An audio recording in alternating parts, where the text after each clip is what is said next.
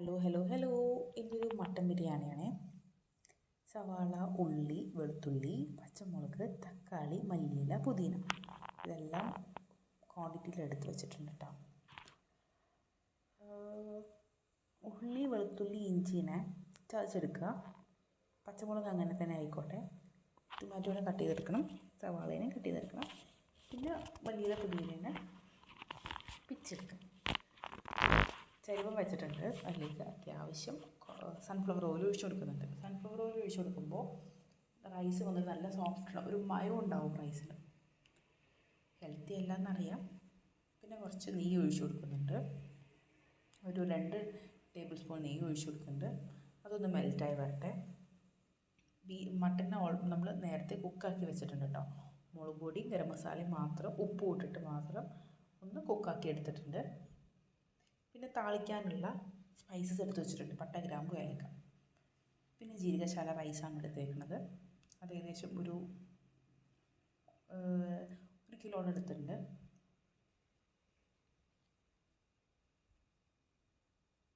ആദ്യം സവാള ഇട്ട് കൊടുത്തിട്ടുണ്ട്. സവാള ഓയിലിൽ കിടന്ന് നല്ല ഒന്ന് കുഴഞ്ഞ് കിട്ടണം. ഫ്രൈ അല്ല, ജസ്റ്റ് ഒന്ന് മിക്സായി കിട്ടണം. പെട്ടെന്നൊന്ന് ഇതാവാൻ വേണ്ടി, സോഫ്റ്റ് ആവാൻ വേണ്ടി കുറച്ച് സോൾട്ട് ആഡ് ചെയ്യാം.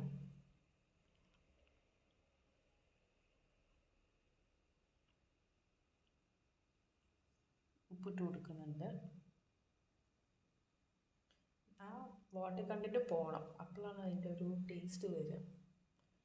പിന്നെ ഒരു 5 പച്ചമുളക് ഇട്ട് കൊടുക്കുന്നുണ്ട് കേട്ടോ. അത്യാവശ്യം വലുതാണ്. പച്ചമുളക് ഒരിക്കലും ചതച്ചിട്ടിട്ട് കൊടുക്കരുത്, കാരണം അതിൻ്റെ ഒരു കയ്പ്പ് വരും. ഡയറക്റ്റ് ഇടുക. വേണമെങ്കിൽ ഒരു കുത്ത് വെച്ച് കൊടുത്താൽ പൊടി തിരക്കില്ല എന്ന് പറയും. പക്ഷെ പൊടിയൊന്നും തിരക്കില്ല, അതിൽ കിടന്ന് വെന്തരിഞ്ഞ് പൊക്കോളും. ഓക്കെ. പിന്നെ ചതച്ച് വെച്ച ഉള്ളി ഇട്ട് കൊടുക്കുന്നുണ്ട്. അതിട്ടൊരു 5 മിനിറ്റ്സ് നല്ലോണം ഇളക്കുക. ഈ ടൈമിൽ നമുക്ക് റൈസിനെ സോക്ക് ചെയ്യാൻ വെക്കാം. ഒരു 20 മിനിറ്റ്സ് സോക്ക് ചെയ്യാൻ വെക്കാം. നല്ലോണം വാഷ് ചെയ്യുക, എന്നിട്ട് സോക്ക് ചെയ്യാൻ വയ്ക്കുക. നമ്മുടെ മട്ടൺ ഓൾമോസ്റ്റ് കുക്കായിട്ടുണ്ട് കേട്ടോ. നമ്മുടെ ഉള്ളി ആയിട്ടുണ്ട്. ഇനി നമുക്ക് വെളുത്തുള്ളി ഇടാം. ഇൻഗ്രീഡിയൻസ് ഡിസ്ക്രിപ്ഷനിൽ കൊടുക്കുന്നുണ്ട് കേട്ടോ. വെളുത്തുള്ളി ഒരുപാട് ചതയരുത്, അപ്പോഴും ഒരു കയ്പ്പ് വരും. ജസ്റ്റ് ഒന്ന് മിക്സിയിലിട്ടൊന്ന് പൾസ് മോഡിൽ ഇട്ടാൽ 2 അടി അത്ര മതി. നല്ലോണം മിക്സ് ആക്കുക. എന്നിട്ട് നമ്മൾ സ്മെല്ല് ചെയ്യുക. അതിൻ്റെ പച്ച സ്മെല്ല് പോയിട്ടുണ്ടോ എന്ന് നോക്കുക. പോയിട്ടുണ്ടെങ്കിൽ നമുക്ക് ഇഞ്ചി ഇടാം. വെളുത്തുള്ളിയും ഇഞ്ചി ഇറാശി ഞാൻ സെയിം ക്വാണ്ടിറ്റിയാണ് കേട്ടോ എടുത്തേക്കുന്നത്. കാരണം ഇഞ്ചി വെളുത്തുള്ളിയുടെ ടേസ്റ്റാണ് ബിരിയാണിക്ക് കൊടുക്കുന്നത്. ഇഞ്ചി, വെളുത്തുള്ളി, മല്ലിയില, പുതിനയുടെ, പിന്നെ ഗരം മസാലയുടെ. ഗരം മസാല നമ്മൾ പട്ട, ഗ്രാമ്പു, ഏലക്ക മാത്രം പൊടിച്ചതാണ് കേട്ടോ. പിന്നെ തക്കാളിയും സവാളയും ഈക്വൽ ക്വാണ്ടിറ്റി എടുക്കാൻ നോക്കുക. പാലക്കാട് ബിരിയാണിയിൽ പുളി വേണമെന്നുണ്ടെങ്കിൽ നമ്മൾ ഏറ്റവും കൂടുതൽ ഇത് തക്കാളിയാണ് ഇടുക. പിന്നെ ഒരു നാരങ്ങ പിഴിഞ്ഞൊഴിക്കും. തക്കാളി ഇട്ട് നല്ലോണം മിക്സ് ആക്കുക. കാരണം ഇഞ്ചി ഇട്ട് പെട്ടെന്ന് അടി പിടിക്കും. അതുകൊണ്ട് വേഗം തക്കാളി ഇട്ട് കഴിഞ്ഞാൽ അത് സെറ്റായിക്കോളും. ഇത് ഏകദേശം ഒരു 8 പേർക്ക് കഴിക്കാനുള്ള ബിരിയാണി ഉണ്ടാവും കേട്ടോ.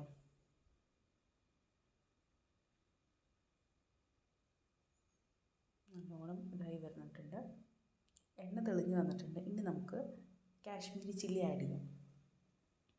കളറിന് വേണ്ടിയിട്ടാണ് കേട്ടോ കാശ്മീരി. ഇത് ഏകദേശം ഒരു ടേബിൾ സ്പൂണോളം, 1.5 ടേബിൾ സ്പൂണോളം ഇട്ട് കൊടുക്കുന്നുണ്ട്.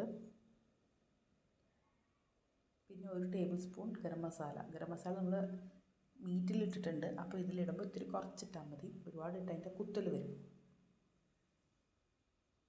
ഗരം മസാല ഇട്ട് കൊടുക്കുന്നുണ്ട്. പിന്നെ സാധാ മുളക് പൊടി, എരിവിന് വേണ്ടിയിട്ട് സാധാ മുളക് പൊടി. നമ്മൾ ഓൾറെഡി 5 പച്ചമുളക് ഇട്ടിട്ടുണ്ട്, അപ്പോൾ അതനുസരിച്ച് നോക്കിയിട്ട് മുളക് പൊടി ഇട്ടാൽ മതി. ഇനി ആ പൊടികളുടെ പച്ച സ്മെല്ല് പോകുന്നവരെ ഒന്ന് ഇളക്കി കൊടുക്കുക. മഞ്ഞൾപ്പൊടി ഇടരുത് കേട്ടോ. മഞ്ഞൾപ്പൊടി ഇട്ടാൽ കളറേ മാറും, ബിരിയാണിയുടെ കളറേ പോകും. പിന്നെ ഉപ്പ് ഇട്ട് കൊടുക്കുന്നുണ്ട്. നേരത്തെ സവാള ഫ്രൈ ആവാൻ വേണ്ടി ഇട്ട് കൊടുക്കുകയാണ്. അതല്ലാണ്ട് റൈസിനും എല്ലാത്തിനും വേണ്ട സോൾട്ട് ഇട്ട് കൊടുക്കുക. നല്ലോണം മിക്സ് ആക്കുക. എത്രത്തോളം മിക്സ് ആക്കുന്നോ അത്രത്തോളം ടേസ്റ്റ് കൂടുന്ന പറയാം കേട്ടോ.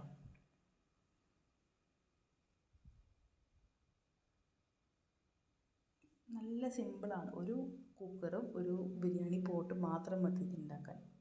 അല്ലാണ്ട് ഒരുപാട് പാത്രം വലിച്ചിട്ട് അങ്ങനത്തെ ഒരു ബുദ്ധിമുട്ടേ ഇല്ല കേട്ടോ. അതുകൊണ്ട് എനിക്ക് ഈ ബിരിയാണി ഭയങ്കര ഇഷ്ടമാണ്. ആകെ ബുദ്ധിമുട്ടെന്ന് പറഞ്ഞു കഴിഞ്ഞാൽ സവാള കട്ട് ചെയ്യൽ, ആ ഒരു ഇത് മാത്രമേ ഉള്ളൂ. ബാക്കിയെല്ലാം ഈസിയാണ്. ഉള്ളീനെയൊക്കെ ക്ലീൻ ആക്കി എടുക്കൽ ഇത്തിരി ബുദ്ധിമുട്ടല്ലേ. ഉള്ളി, വെളുത്തുള്ളി, ഇഞ്ചി, അത് മാത്രമേ ഉള്ളൂ പാട്. ബാക്കിയെല്ലാം ഈസിയാണ്. എണ്ണ തെളിഞ്ഞ് വരുന്നുണ്ട്. ഇനി നമുക്ക് മീറ്റിൻ്റെ സ്റ്റോക്കിനൊന്ന് സെപ്പറേറ്റ് ചെയ്തെടുക്കുന്നുണ്ട്. സ്റ്റോക്ക്, ഇത് മീറ്റ് കുക്കാക്കിയ സ്റ്റോക്കാണ്. ഈ പാത്രത്തിലാണ് നമ്മൾ മെഷർ ചെയ്തത്. അതിലൊരു പാത്രം റൈസ് ഉണ്ട്, അപ്പോൾ 1.5 പാത്രം വെള്ളം. ആദ്യം ആ സ്റ്റോക്കും ഒഴിച്ചു. ഒരു പാത്രത്തോളം സ്റ്റോക്ക് ഉണ്ടായിരുന്നു, അതൊഴിച്ചു. പിന്നെ പാത്രം കൂടിയും സാധാ ചൂടുവെള്ളം, ചൂടുള്ള വെള്ളം കൂടി ഒഴിച്ചു കൊടുത്തിട്ട് ഒന്ന് തിളയ്ക്കാൻ വെക്കാം. ഈ ടൈമിൽ നമ്മൾ എരിവൊക്കെ നോക്കണം കേട്ടോ. ഇതൊക്കെ വന്നിട്ടുണ്ട് എരിവ് നോക്കാനായിട്ട്, മീറ്റൊക്കെ കുക്കായിട്ടുണ്ടോ എന്ന് നോക്കാനായിട്ട്. ആൾ അപ്രൂവ് തന്നു. ഇനി നമുക്ക് മീറ്റിന് ഇട്ട് കൊടുക്കാം.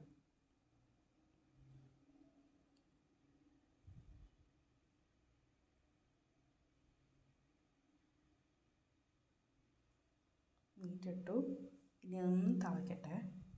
ഓൾറെഡി തിളച്ചതിന് ശേഷമാണ് നമ്മൾ മീറ്റ് ഇട്ടത്. ഇനി നമുക്ക് റൈസ് ഇട്ട് കൊടുക്കാം. 20 മിനിറ്റ്സ് സോക്ക് ചെയ്ത് വെക്കണം കേട്ടോ. അത് മസ്റ്റാണ്.